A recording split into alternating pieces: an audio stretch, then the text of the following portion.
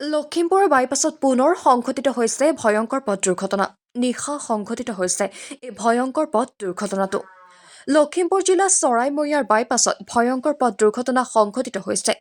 উক্ত ভয়ংকৰ পথ দুৰ্ঘটনাটোত থিতাতে নিহত হ'ল দুজন যুৱক। উল্লেখযোগ্য যে নিহত হোৱা যুৱক দুজন চিয়াজুলি মাছগাঁৱৰ বিষ্ণু শইকীয়া আৰু আনজনৰ পৰিচয় উদ্ধাৰ হোৱা নাই।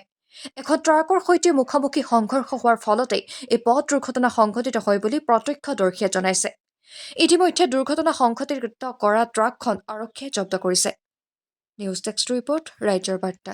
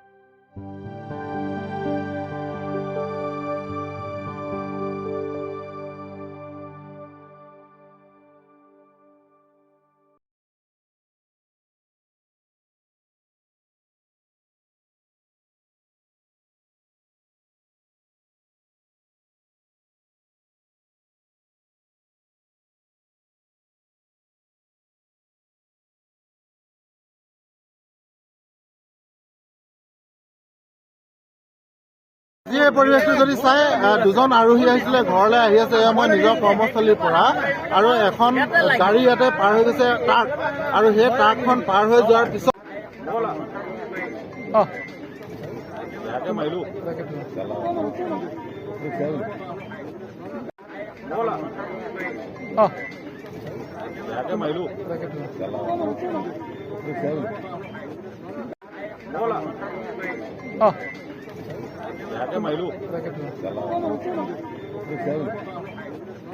এটা হাইৱে এণ্ট্ৰেঞ্চ গৈছে যিটো বাইপাছ আৰু সেই বাইপাছৰ যিটো মেকানিজিম হ'ব লাগে সেই চিষ্টেম সম্পূৰ্ণ এটা ভুল আছে।